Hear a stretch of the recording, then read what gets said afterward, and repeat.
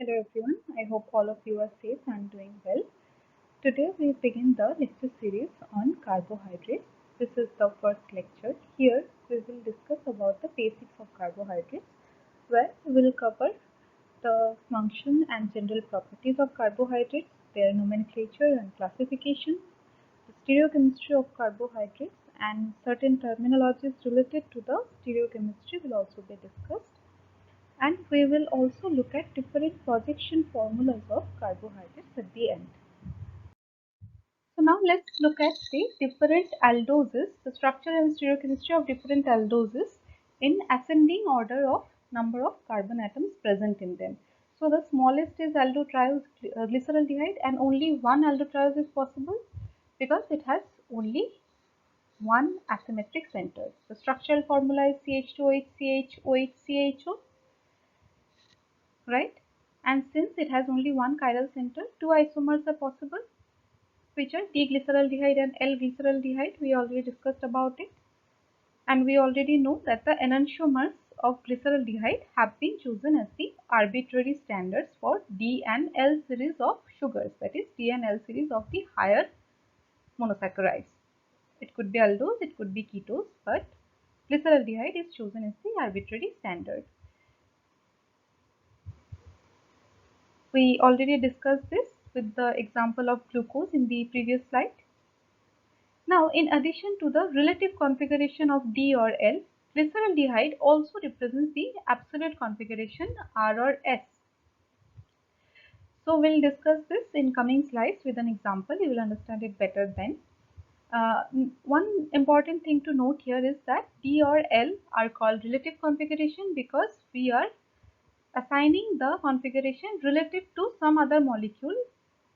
In this case, glyceraldehyde, right? We are looking at the configuration of glyceraldehyde and taking it as a relative standard for denoting the configuration of other higher aldose or ketose.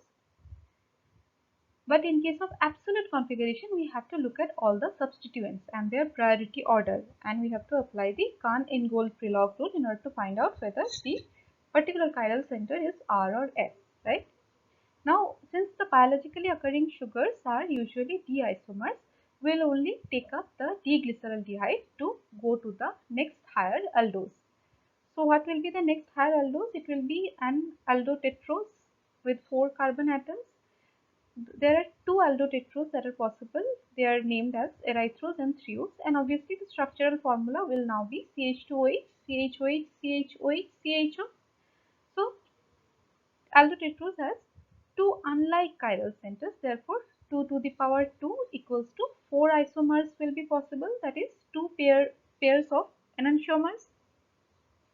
Now, in case of, since we are considering only the D isomers, we'll look at the D isomers only, but the L isomers are also known.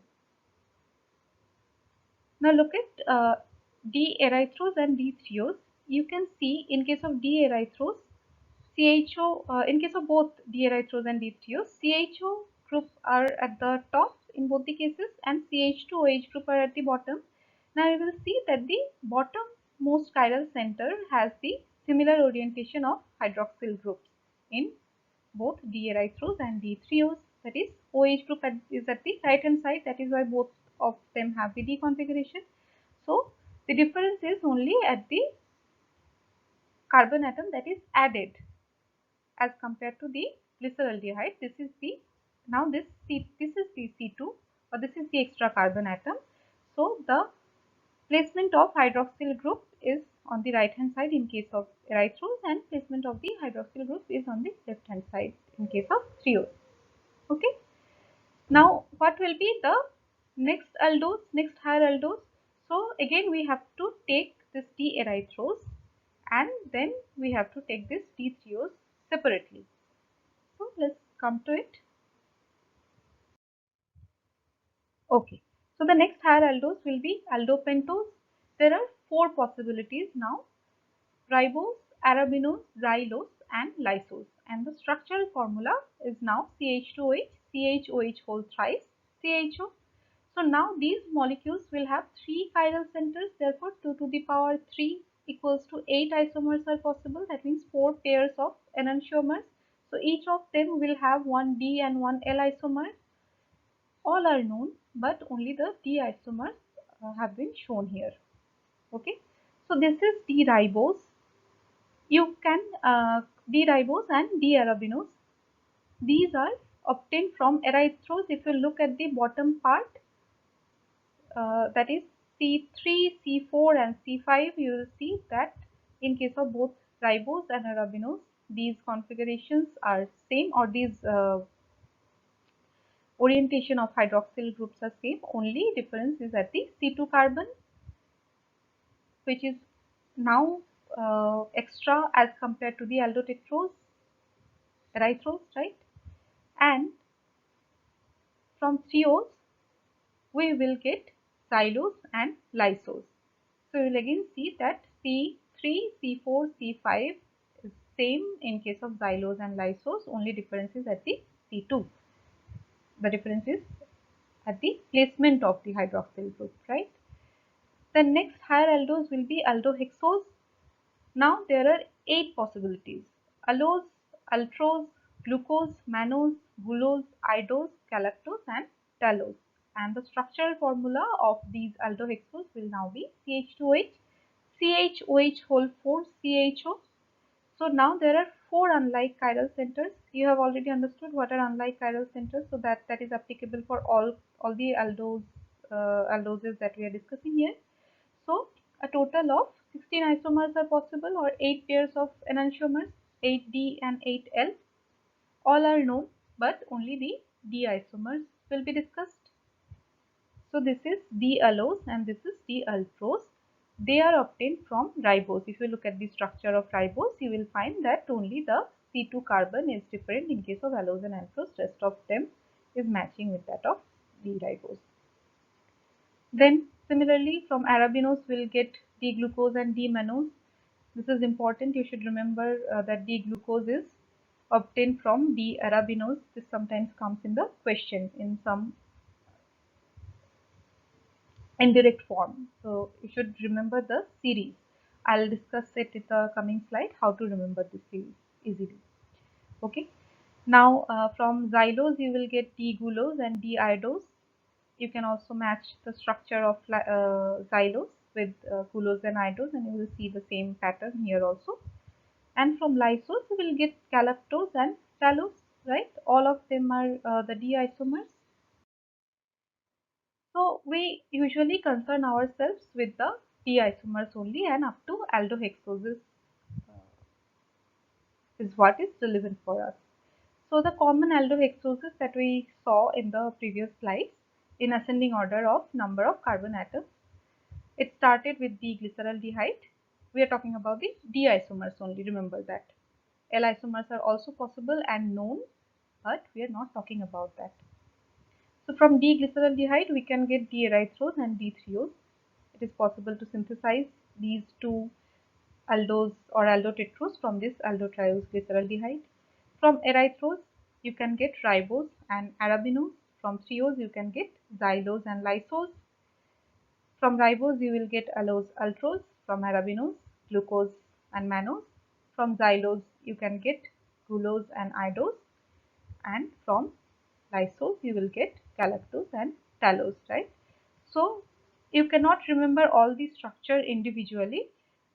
The only thing you have to remember is the structure of glyceraldehyde or D-glyceraldehyde. You obviously will remember which one is D and which one is L. So you remember the structure of D-glyceraldehyde. There is nothing difficult associated with it. And I'd suggest you remember the structure of D-glucose because it is very important for the reactions of carbohydrate. That will be enough to remember or to derive all the other structures in case question comes from that. So for practice you can draw this chart along with the structure. So here only the names are mentioned because of the less space I have here, but you can prepare one chart of your own for practice and for remembering that. So one easy way to remember this sequence, if the sequence is remembered and glyceraldehyde and glucose structure is remembered, you can always reach to any other structure and you can also verify it. Okay, so this is for this first three series, that is aldotriose, aldotetrose and aldopentose. You can remember the initial alphabet. So G, E, T, R, A, X, L. G, et, Ra, X, L. G, et, Ra, X, L. You can remember this way. And for the last series of aldohexoses, this is one sentence which doesn't make any sense, but it has a rhyme in it, so you can remember it easier than remembering all the names of the aldohexoses in the exact sequence. So the sentence is all ultra gloomy man or all ultra gloomy man, gully idea, Callan talk. So this is one easy way to remember, but you can be creative and find an even more easier way to remember. And if you do so, let me know and let your friends know also. Okay. Now let's come to the ketohexoses. So the only ketohexose we usually concern ourselves with is D-fructose. Ketohexoses has the structural formula of CH2OH, CHOH, CHOH, CHOH, COCH2OH, as we have already discussed it, because the CO has to be at the second position. So ketohexoses have three unlike chiral centers. So in case of aldohexoses, we had four unlike chiral centers, but in case of ketohexoses, because there are now two primary alcoholic groups at the at both the ends, so they have now only three unlike chiral centers. Therefore 8 isomers are possible, but only 6 are known, and out of that also only 3 isomers are naturally occurring, which is D-fructose, L-sorbose and D-tagatose. So you can try to practice this structure, but it is D-fructose structure that you should be practicing and remember if possible. It's important to note here that the natural fructose is D-fructose, but it is D minus fructose. So natural fructose is levorotatory, whereas natural glucose is dextrorotatory. So this is also sometimes asked in the question indirectly. Okay. Now there are other types of sugars which are called deoxy sugars. So they are basically sugars where one or more hydroxyl groups are replaced by hydrogen. We discussed about this when we talked about the general molecular formula of carbohydrates. So one example is 2-deoxy D minus ribose or 2-deoxyribose that we have already discussed. Okay, because now there are hydroxyl groups are replaced by hydrogen, so obviously the number of oxygen atoms will be less as compared to the number of hydrogen atoms, so they will not match with the common general molecular formula of carbohydrates, but they are also sugars because they exhibit all the properties of sugars, and they are obtained from natural resources, but free deoxy sugars haven't been found in nature.